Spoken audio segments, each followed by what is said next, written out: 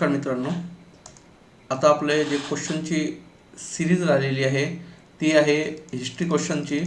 Question 11 पासून तर आपण क्वेश्चन 25 पर्यंत हिस्ट्रीचे क्वेश्चन होते सेकंड कॉम्प्रेसिव्ह टेस्टमध्ये.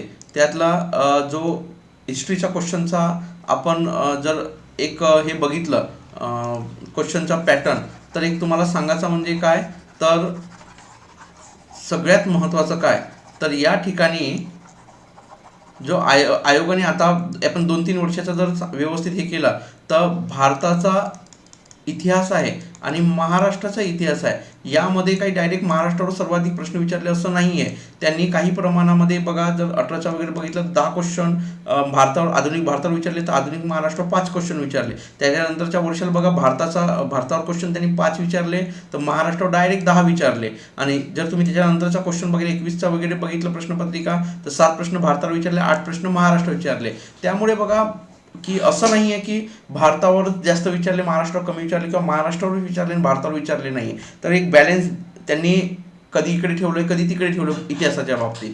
तर माझ्या मते तेच आहे की जर तुम्ही खूप जास्त इतिहासावर, कारण खूप रिस्क असते इतिहासाचे जे प्रश्न सॉल्व्ह करताना, कारण 2021चा पेपर फक्त सोपी आलेला होता हिस्ट्रीचा आतापर्यंत जर विचारला नाही, तर क्वेश्चन खूप म्हणजे कन्फ्युजन पार्ट आणि आपला वेळ कमी असल्यामुळे खूप वेळ जातोय. त्यामुळे मी सरळ म्हणतो की भारताची इतिहासाचा अभ्यास करत असताना रंजन कोळंबे सरांचा इतिहास तेवढं म्हणजे त्याच्यापैकी 1857च्या उठावानंतरच्या जरी चॅप्टर व्यवस्थित केले सरांच्या पुस्तकातून, क्रांतिकारक वगैरे संघटना एकदम बेस्ट आहेत, तर ते इथून करा. आणि महाराष्ट्रातील गाठाळ सरांचं आणि 11वीचं बुक्स जरी केलं तरी सफिशियंट आहे, कारण त्याच्यापेक्षा आता जास्त रेफरन्स घ्याल इतिहासात खूप पर्याय आहे. त्यामुळे एवढे 2 रेफरन्स जरी घेतले तरी तुम्ही सफिशियंट आपले क्वेश्चन जे 7-8 क्वेश्चनचे म्हणजे महाराष्ट्रावर आणि भारताचे नंतर बघितलं आपण, तर आपण हँडल करू शकतो किंवा 12-13 प्रश्नापर्यंत जाऊ शकतो. ठीक आहे. तर आपला पहिलाच क्वेश्चन आहे, विदर्भात करंजगाव येथे the Karanjgaon industrial and commercial society स्थापन करण्याची योजना त्यांचीच होती, म्हणजे खालीलपैकी कोणाची होती. तसेच शेतकऱ्यांना उपदेश करणाऱ्या लावण्या दिनमित्र वृत्तपत्र त्यांनीच लिहिलेल्या होत्या. तर करंजगाव हा अमरावती जिल्ह्यामध्ये येतो आणि त्यांनीच काय केलं होतं, जे आपण म्हणतो कृष्णराव भालेकर हे महात्मा ज्योतिराव फुले यांचे एकदम जवळचे होते, सत्यशोध समाज संघटनेशी संबंधित होते. दुसरी गोष्ट महत्त्वाचं म्हणजे काय, हे डिप्रेस क्लासेस मिशनशी सुद्धा संबंधित होते. डिप्रेस क्लासेस मिशनला विदर्भात काम करण्यासाठी व्यक्ती पाहिजे होते, त्या कृष्णराव भालेकर हे त्यांच्याशी जुळल्या गेलेले होते. नंतर मतभेद झाले, ते गेले नाही वेगळ्या, म्हणजे हे पुण्यातले होते, भांबुडे म्हणजे आजचे शिवाजीनगर या क्षेत्रात म्हणजे गावाजवळचे होते. तर हे कृष्णराव भालेकर उत्कृष्ट वक्ता सुद्धा होते आणि त्यांनी जे अमरावती जिल्ह्यात करंजगाव येथे जो काही भाषण दिलं होतं 18 सप्टेंबर आणि 28 सप्टेंबर 1902 रोजी हा जो काही भाषण दिला होता, त्या भाषणामध्ये त्यांनी करंजगावला जो अमरावती कारखाने व व्यापार चालवणारी शेतकरी मंडळी म्हणजे कंपनी अशी स्थापन करण्यात यावी अशी त्यांची योजना होती. त्यांनी अशी भाषणात सांगितली होते. आणि दुसरी स्टेटमेंट अशी इतर घेतली त्यांच्याबद्दल की दिनमित्र वृत्तपत्रातून त्यांनी शेतकऱ्यांचा उपदेश करणाऱ्या लावण्या लिहिलेल्या होत्या. तर बरोबर आहे, ते ही कृष्णराव भालेकर यांच्याबद्दल होतं. आणि दुसरी गोष्ट सगळ्यात मध्ये तुम्हाला माहिती आहे, दिनबंधू वृत्तपत्र आहे तो 1877ला काय केला होता, सुरू करण्यात आलेला होता. नंतर क्वेश्चन आहे,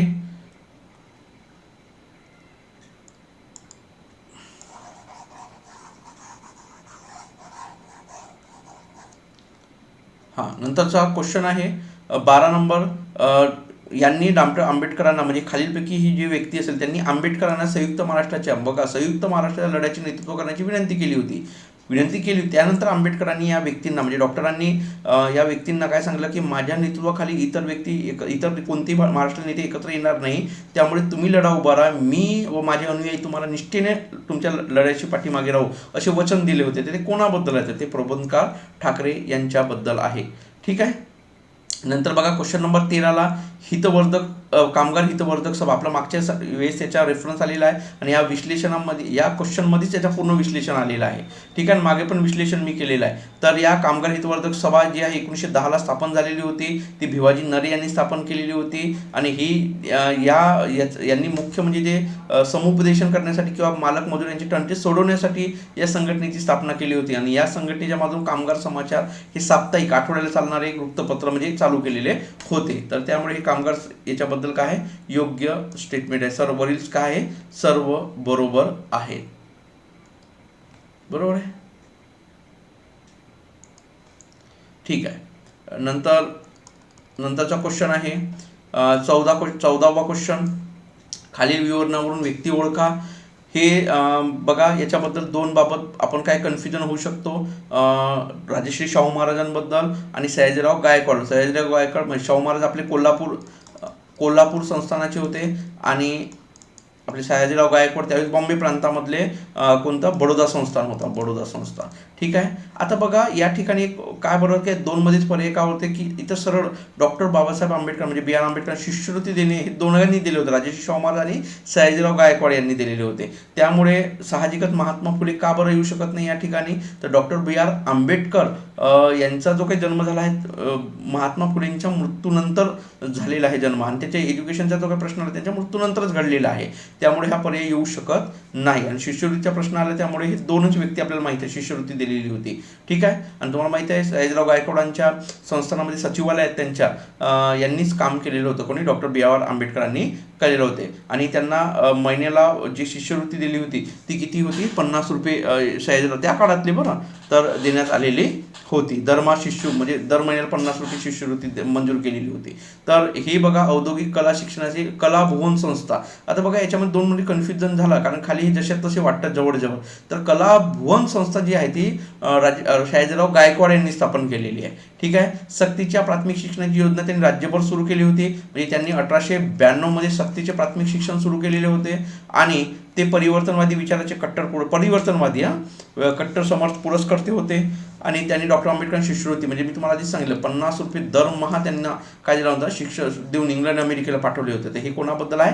सयाजीराव गायकवाड यांच्याबद्दल आहे. आपण राजश्री शाहू महाराज पण यांच्या जवळपास येऊ शकले असते उत्तरामध्ये, पण आपण कला भुवन संस्था जी आहे ना ती राजश्री शाहू म्हणजे न करता म्हणजे यांनी केलेली नव्हती, तर ती सयाजीराव गायकवाड यांनी केलेली होती. आता बघा सयाजीराव गायकवाडांबद्दल एक स्टेटमेंट सगळ्यात महत्त्वाचं. 1921 मध्ये आर्य समाजांनी यांना आपल्या सयाजीराव गायकवाडांना पतित पावन अशी पदवी दिलेली होती. कोणी? आर्य समाजांनी 1921 ला पतित पावन सयाजीराव गायकवाडांना पदवी दिलेली होती. आणि तसे सगळ्यात महत्त्वाचं म्हणजे काय, पंडित जे आपले मदन मोहन मालवीय होते, या मदन मोहन मालवीय यांनी सयाजीराव गायकवाडांबद्दल सगळ्यात मोठी स्टेटमेंट काय बोलली होती की हिंदुस्थानचा शेवटचा आदर्श राजा. काय म्हणतो? हिंदुस्थानचा शेवटचा आदर्श राजा असं कोणी बोलले होते? पंडित मदन मोहन मालवीय यांनी बोललेले होते यांच्याबद्दल. ठीक आहे. नंतर लोकमान्य टिळकांच्या उल्लेखाबद्दल योग्य विधान निवडा. म्हणजे लोकमान्य टिळकांबद्दल खालीलपैकी कोणी काय बोललेले याचे विधान योग्य वेळा बघा. भारतीय क्रांतीचे जनक जर असं कोणी म्हणलं असेल तर ते म्हणलेले आहेत. क्वेश्चन नंबर 15 आहे आपला की लोकमान्य टिळकांबद्दल योग्य जोड्या लावा म्हणजे ज्यांनी उल्लेख करण्यात आलेला होता. बघा एकदम थोडा सोपीच आहे, एकदम याच्यावरून क्वेश्चन कळते. भारतीय क्रांतीचे जनक असं पंडित जवाहरलाल नेहरूंनी म्हटलेलं होतं. असंतोषाचे जनक ब्रिटनच्या व्यक्तित्व विन्सेंट चिरोल यांनी म्हटलं आहे. आणि आधुनिक भारताचे निर्माते असं महात्मा गांधीजींनी लोकमान्य टिळकांबद्दल काय केलेलं आहे? उल्लेख केलेला आहे. त्यामुळे इथं पर्याय काय येणार? 2 येणार. ठीक आहे.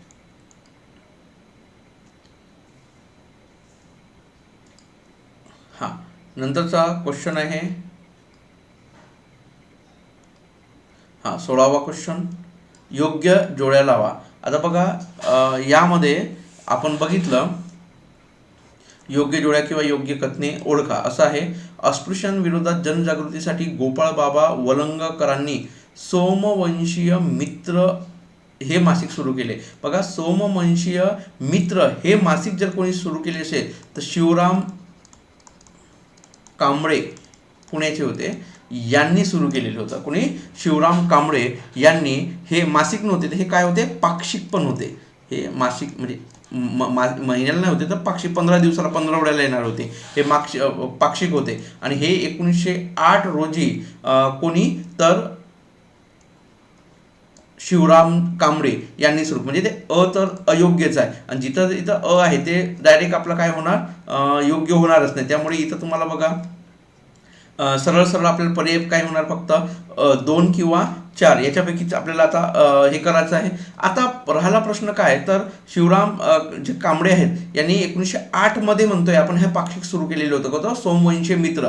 तसे शिवराम जी कांबळे यांच्याबद्दल एक अजून स्टेटमेंट लक्षात घ्या की 1904 मध्ये त्यांनी श्रीशंकर प्रसादिक सोमवंशीय, बघा जो पाक्षिक आहे ना, त्यात पाक्षिकच्या नावाचा एक अजून त्यांनी एक म्हणजे मंडळ स्थापन केलेला होता बघा, श्रीशंकर प्रसादिक सोमवंशीय हितचिंतक मित्र समाज नावाची एक मंडळ स्थापन केलेलं होतं.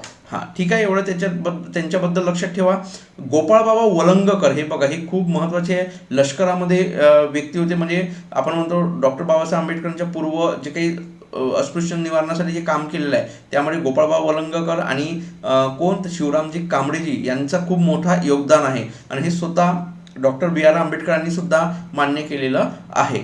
तर गोपाळबाबा वलंगकर यांनी 1888 मध्ये, आता बघा हे दापोलीलाच स्थायी झालेले होते लष्करातून रिटायर झाल्यानंतर, आणि तिथे त्यानंतर त्यांनी 1888 मध्ये विटाळ विध्वंसक नावाच्या पुस्तकातून त्यांनी अस्पृश्यतेचे खंडन केले होते. तर ही स्टेटमेंट गोपाळबाबा वलंगकरांबद्दल अत्यंत म्हणजे योग्य आहे. आणि यांच्याबद्दल एक अजून सांगायचं म्हणजे यांनी अनार्य दोष परिहारक समाज मंडळ स्थापन केलेलं होतं. कोणी, तर गोपाळबाबा वलंगकर यांनी अनार्य परिहारक दोष समाज मंडळ म्हणून, विटवाळ विध्वंसक ही त्यांची काय होती पुस्तक होती, हे त्यांनी एक संस्था स्थापन केलेली होती. त्यामुळे ब योग्य आहे आणि जिथं ब योग्य आहे अचुकीचं आहे, त्यामुळे सहज पर्याय नंबर 4 येणार नाही. पर्याय नंबर काय आहे, फक्त ब बरोबर येणार.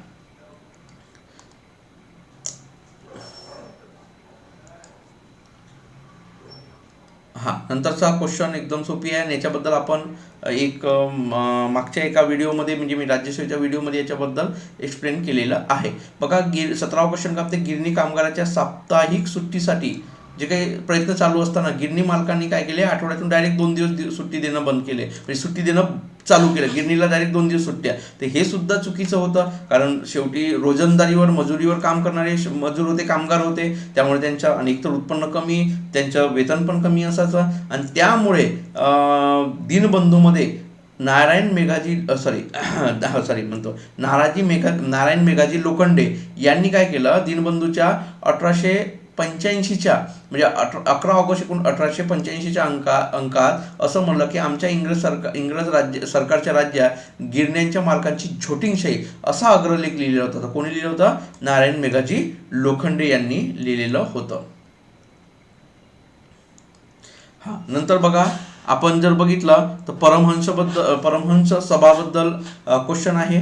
परमहंस सभा म्हणजे पुष्कळशे लोक होते यामध्ये परमहंस सभेमध्ये. तर हे तुम्हाला माहीत असेल 1849 या वर्षी स्थापन झालेली होती आणि याबद्दल दादा पांडुरंगा यांच्याबद्दल हे विधान आहे. आणि तुम्हाला परमहंस सभेचे सुरुवातीचे जे अध्यक्ष होते जास्त काळ राहिले होते ते होते बॅरिस्टर रामचंद्र जयकर हे होते, लक्षात ठेवा. म्हणजे अध्यक्ष म्हणजे ते जास्त काळ राहिले स्टार्टिंगच्या काळात. तर आपल्या दादाबा पांडुरंगांबद्दल क्वेश्चन होते, हे सुद्धा जोडलेले होते. तर ह्यांची गुप्त सभा होत होत्या परमहंस सभेचे आणि या गुप्त सभांना हजर नसत, म्हणजे स्वतः पांडुरंग हजर नाही, पण त्यांनी यांना म्हणजे या परमहंस सभेसाठी एक पुस्तक लिहिली होती आणि त्या पुस्तकाचे नाव होतं धर्मविवेचन. काय होता, धर्मविवेचन. आणि ही हस्तलिखित पुस्तक ते म्हणजे एक नोट्स टाईप देत होते आणि त्यामध्ये हे धर्मविवेचन जी काही पुस्तके लिहिली होती ती कोणत्या नावाने लिहिली होती, ते एक जगद्वासी आर्य या नावाने लिहिली होती. कोणती, एक जगद्वासी आर्य या नावाने लिहिलेली होती. त्यामुळे हे लक्षात ठेवा. आणि तुम्हाला माहिती असेल परमहंस सभेची स्थापना ही जाती विषमतेवर प्रहार करण्यासाठी आणि धार्मिक सुधारणा करण्यासाठी स्थापन करण्यात आलेलं होतं परमहंस सभा. नंतर बघा क्वेश्चन नंबर 19 बघा, असे क्वेश्चन जर खूप डिफिकल्ट म्हणजे डिस्कशननी जर वाटत असेल डोक्याच्या वर त्याला डायरेक्ट स्किप करून घ्यायचे असे क्वेश्चन, ते जाणून बुजून तुम्हाला स्किप करण्याची सवय लागावी म्हणून हा क्वेश्चन टाकलेला आहे. 1857च्या स्वातंत्र्य संग्रामाला बंड म्हणून हिणवणाऱ्या टीकाकारांना उत्तर देण्यासाठी कोणी नवभारत मासिकात लेखमाला लिहिली होती. म्हणजे जे काही शेतपायांचे बंड वगैरे असे जे काही स्टेटमेंट आले होते त्याच वेळेस यांना प्रत्युत्तर देण्यासाठी वराड पांडे या व्यक्तिमत्वाने, डॉक्टर वराड पांडे यांनी नवभारत मासिकात लेखमाला लिहिली होती की तो सैनिकाचा बंड नसून तो एक राष्ट्रीय उठाव वगैरे आहे, अशा प्रकारची लेखमाला वराड पांडे यांनी सुरू केलेली होती. हां, नंतर क्वेश्चन आहे 20वा. प्रबोधनकार ठाकरेंबद्दल मगाशी एक प्रबोधनकार ठाकरे डॉक्टर बी आर आंबेडकरांशी मिश्रित एक क्वेश्चन होता. आता सेपरेट प्रबोधनकार ठाकरेंबद्दल क्वेश्चन आहे. तर बघा, प्रबोधनकार ठाकरे यांनी खरा ब्राह्मण यांचा जो काही नाटक होता, म्हणजे खूप नाटककर्ते पण होते, समाजसुधारक म्हणून पण चांगला हे होता. तर खरा ब्राह्मण या नाटकाला परवानगी देऊ नये अशी मागणी पुण्यातील ब्राह्मणांनी न्यायालयाकडे केलेली होती. मग न्यायालयाने धुडकावून पण लावली होती, जिंकले पण होते प्रबोधनकार ठाकरे. लक्षात, प्रबोधनकार ठाकरे म्हणजे आजचे आपले बाळासाहेबजी ठाकरे आहेत त्यांचे वडील होते, म्हणजे उद्धवजी ठाकरे यांचे आजोबा. तर म्हणजे राज ठाकरे साहेब आणि उद्धव ठाकरे साहेब यांचे आजोबा होते. तर खरा ब्राह्मण या नाटकाला परवानगी देऊन अशी ब्राह्मणांनी हे केलं, कारण थोडं तिकाश्र होतं त्यांच्यामध्ये. कारण हे खरा ब्राह्मण हा नाटक जर बघितलं आपण तर 1933 साली लिहिलेले होते. कोणत्या साली? 1933 साली. आणि हे कशासाठी होते? अस्पृश्य उद्धारासाठी होते. काय? अस्पृश्य उद्धारासाठी होते. आणि दुसरी गोष्ट म्हणजे संत एकनाथ महाराज आहेत आपले, संत एकनाथ महाराज यांच्या जीवनावर आधारित हा नाटक होता. कोणता? खरा ब्राह्मण. हे लक्षात घ्या, विचारू शकतो. संत एकनाथ महाराजांवरच्या जीवनावर आधारित खरा ब्राह्मण हे नाटक होते. 1933 साली प्रबोधनकार ठाकरेंनी लिहिले होते. याच नाटकाला यांचे शो होऊ नये म्हणून पुण्यातील ब्राह्मणांनी न्यायालयाकडे धाव घेतलेली होती, परवानगी देऊ नये म्हणून. त्यामुळे ही स्टेटमेंट काय आहे? एकदम बरोबर आहे. त्यांनी सारथी आणि लोकहितवादी या नियतकालिकातून म्हणजे पत्रकामधून आधुनिक विचारांचा प्रचार केला. बरोबर आहे, प्रबोधन या वृत्तपत्राच्या माध्यमातून केलं. सारथी पण आहे ना, लोकहितवादी पण आहे. लोकहितवादी म्हणजे त्यांच्यावर खूप ते गुरुस्थानी मानत होते लोकहितवाद्यांना, आणि त्यांच्याच नावाने लोकहितवादी हे नियतकालिक सुरू केलं होतं. त्यामुळे हे सुद्धा बरोबर आहे. त्यांचा जन्म मुरमाड ठाणे येथे झाला. त्यांना ठाणे नाही झाला, त्यांच्या पनवेलला झाला आहे. पनवेल आजच्या रायगड जिल्ह्यामध्ये आहे पनवेल. ठीक आहे, त्यामुळे स्टेटमेंट चुकीचे आहे. लोक माझे नावडती, लोक माझे नावडते. तर त्यांचे आत्महत्या लोक माझ्या नावडती नव्हता, तर माझे जीवन गाथा हे त्यांचे आत्मचरित्र होते. ठीक आहे, त्यामुळे हे सुद्धा स्टेटमेंट चुकीचे आहे. आणि अ आणि ब बरोबर आहे फक्त. कोण आहे? अ आणि ब. ठीक आहे. हा, नंतर क्वेश्चन 21वा क्वेश्चन आहे. हा सोपी आहे एकदम. गांधीजींनी एका प्रभावाबद्दल त्यांचा कमी आणि माझा जास्त असे कोणासाठी कोणत्या अधिवेशनात म्हणले होते? तर याच्यामध्ये लक्षात घ्या, 1938ला जो गुजरातमध्ये हरिपुरा इथं अधिवेशन झाला होता. कोणता? हरिपुरा. या अधिवेशनामध्ये सुभाषबाबूंची एकमताने निवड झालेली होती. ठीक आहे, कोणत्या? हरिपुरा अधिवेशनामध्ये गुजरातमधल्या. पण 1939ला म्हणजे त्यांच्या ते काही म्हणजे एक्स्ट्रीम लेवल वागत होते ते डाव्या याच्यामध्ये, ब्रिटिशां याच्या. तर त्यामुळे घातक असं गांधीजीला वाटलं, आणि गांधीजींनी त्यांना सांगितलं पुढच्या याला अध्यक्ष होऊ नये. पण ते अध्यक्ष झाले, म्हणजे अध्यक्षासाठी उभे राहिले, ते निवडून पण आले. आणि त्यामुळे पट्टाभी सीतारामय्या गांधीजींनी निवडणुकीला उभे केले होते, आणि त्यात त्यांचा पराभव झाला. त्यामुळे पट्टाभी सीतारामय्यांचा पराभव नसून तो माझा पराभव असा म्हणजे महात्मा गांधीजींनी जो काही बोलले. पुढचा अधिवेशन होता तो त्रिपुरी अधिवेशन, मध्य प्रदेशमध्ये जबलपूर जवळ त्रिपुरी आहे, तिथं या त्रिपुरी अधिवेशनात बोललेले होते. ठीक आहे, त्यामुळे इथं पर्याय एक बरोबर आहे. 22वा क्वेश्चन एकदम सोपी आहे. 1928 मध्ये सुरत जिल्ह्याचे बारडोली जे आयोजित बारडोली सत्याग्रहाचे नेतृत्व सरदार पटेल यांनी केलेले आहे. मग बघा आता मागच्या वेळी मी तुम्हाला बेरामजी मेलबारीवर खूप क्वेश्चन झाले आहे. हे रिपीट मी याच्यावर डिस्कशन झालेलं आहे. त्यामुळे हे तुम्हाला माहिती आहे, ते पारशी होते, कवी म्हणून प्रसिद्ध होते, पत्रकार होते, इंडियन स्पेक्टॅक्टर हे त्यांचे साप्ताहिक होते. तर मलबारी यांचं होतं. ठीक आहे. हां, नंतर क्वेश्चन बघा, क्वेश्चन नंबर 24. ऑस्ट्रेलिया कॅनडाप्रमाणे भारतालाही वसाहतीचे स्वराज्य देण्यात यावे अशी 1905 मध्ये मागणी कोणी केली होती? बघा, ते मागणी करणारे व्यक्ती होते. आपल्याला दोन याच्यामध्ये कन्फ्यूज होऊ शकते, लोकमान्य टिळक आणि नामदार गोपाळकृष्ण गोखले यांच्याबद्दल होऊ शकते. तर 1905ला गोपाळकृष्ण गोखले यांनी जी काही मागणी केली होती वसाहती अंतर्गत स्वराज्य, तर हे करणारे गोपाळकृष्ण गोखले होते. आणि तुम्हाला माहित आहे 1905चा जो काही अधिवेशन झाला होता तो कलकत्ता येथे झालेला होता. कुठे झाला होता?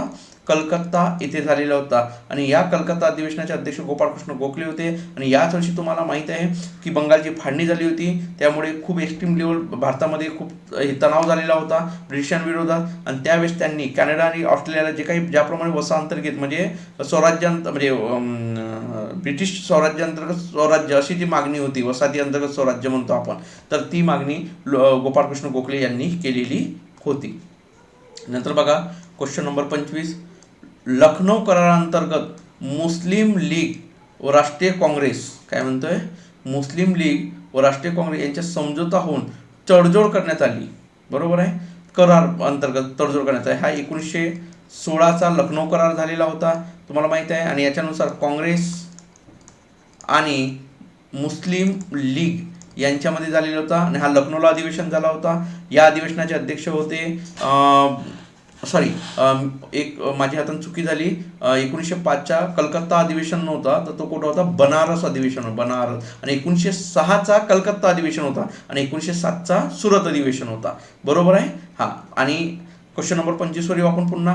1916मध्ये काँग्रेसचे अधिवेशन जे झाले लखनौला झाले होते आणि याचे अंबिकाचरण मुजुमदार तुम्हाला माहीत असेल, अंबिकाचरण मुजुमदार हे त्याचे अध्यक्ष होते आपल्या काँग्रेसच्या अधिवेशनाचे. आणि याच काँग्रेसच्या अधिवेशनासोबतच मुस्लिम लीगचं अधिवेशन झालं होतं आणि या मुस्लिम लीगच्या अधिवेशनाचे अध्यक्ष होते मोहम्मद अली जिना होते. आणि या अधिवेशनामध्ये काँग्रेस आणि मुस्लिम लीगमध्ये समझोता देण्यात आला होता. जसं काँग्रेसने हा ठराव पास केला तसं मुस्लिम लीगने त्यांच्या अधिवेशनात त्याच वेळी लखनौला झालेल्या अधिवेशनात सहमत केला होता. तर याबद्दल योग्य काय खरे नाही म्हणजे चुकीचं काय ते विचारलेलं आहे. तर चुकीचा पर्याय निवडायचा आपल्या राष्ट्रीय काँग्रेसने मुस्लिम लीगच्या वेगळ्या मतदारसंघाची मान्यता द्यावी. तर हो, काँग्रेसने मान्यता दिली आहे, त्यामुळे ही स्टेटमेंट बरोबर ठरते. पण आपल्याला चुकीचं विचारलेलं आहे. मुस्लिम लीगने पूर्ण स्वराज्याच्या मागणीस मान्यता दिली. तर लक्षात घ्या, मुस्लिम लीगने काँग्रेसच्या पूर्ण स्वराज्याच्या नाही, तर मुस्लिम लीगने काँग्रेसच्या वसाहती अंतर्गत स्वराज्यास मान्यता दिली. त्यामुळे ही चुकीचं स्टेटमेंट आहे. पण उत्तर काय आहे, बरोबर आहे. आणि आपल्याला एकच निवडायचं असले त्यामुळे काही प्रश्न आलाच नाही. मतभेद विसरून ब्रिटिश सरकारविरुद्ध एकत्र आंदोलन करण्याची तडजोड करण्यात आलं. ओके, बरोबर आहे. तर ही स्टेटमेंट याच्या प्रश्न 25चा 2 पर्याय बरोबर आहे. तर ठीक आहे मित्रांनो, या ठिकाणी आपण आपल्या हिस्ट्रीचे डिस्कशन संपलं आहे. तर इथे आपण थांबू.